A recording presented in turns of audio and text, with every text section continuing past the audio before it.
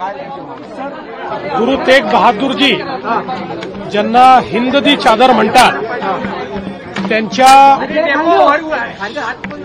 350व्या शहीद वर्षाच्या निमित्ताने महाराष्ट्र सरकारने 3 मोठे कार्यक्रम आयोजित केले आहेत।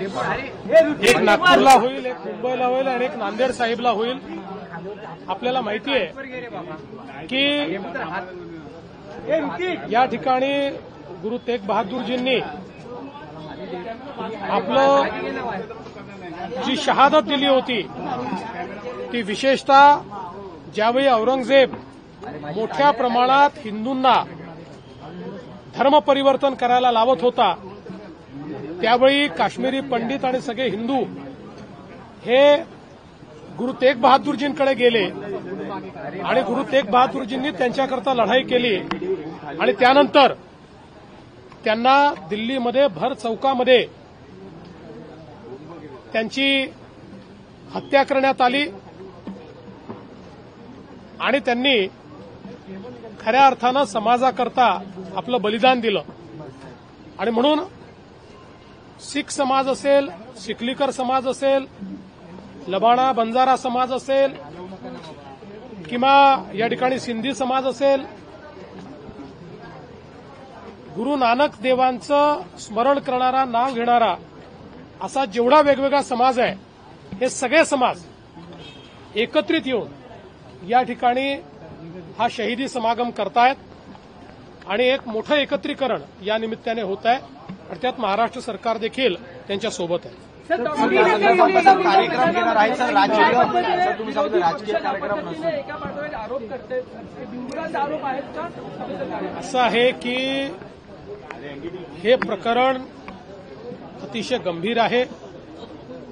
एका युवा डॉक्टरची आत्महत्या होणं आणि उद्विग्नतेनं तिने आपल्या हातावर अशा प्रकारे मजकूर लिहिणं, यात निश्चितपणे तिच्या मनावर किती यातना झाल्या असतील हे आपल्याला पाहायला मिळतं। आणि म्हणूनच कालच आम्ही संबंधित अधिकाऱ्याला निलंबित केलेलं आहे, अटक करून आम्ही कारवाई सगळ्यांवर करतो आहोत आणि या प्रकरणामध्ये कोणालाही सोडलं जाणार नाही।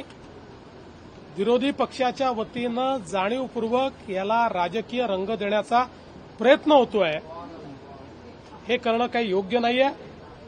मी एवढं स्पष्ट सांगतो की डायरेक्टली किंवा इनडायरेक्टली कोणीही याच्यामध्ये इन्व्हॉल्व आहे असा पुरावा मिळाला तर आम्ही सोडणार नाही, पण राजकारण करू नका।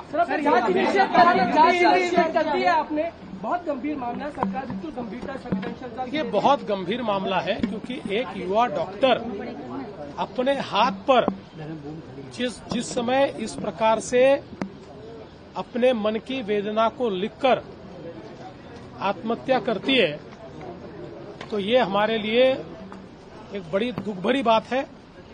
इसलिए सरकार ने तुरंत कल ही जो संबंधित पुलिस अधिकारी है उनको सस्पेंड भी किया है, अरेस्ट करने का काम भी चालू हो गया है। किसी को बख्शा नहीं जाएगा, जो भी इन्वॉल्व होंगे उनको कठोर से कठोर शासन किया जाएगा। और मुझे ऐसा लगता है कि इस मामले में विपक्ष जो राजनीति करने की कोशिश कर रहा है वो भी बहुत गलत बात है। इतने संवेदनशील मामलों में जहां एक युवा डॉक्टर की इस प्रकार से मृत्यु होती है, उसमें भी राजनीतिक रोटियां सेकने का काम करना ये असंवेदनशीलता है, इतना मैं कहूंगा।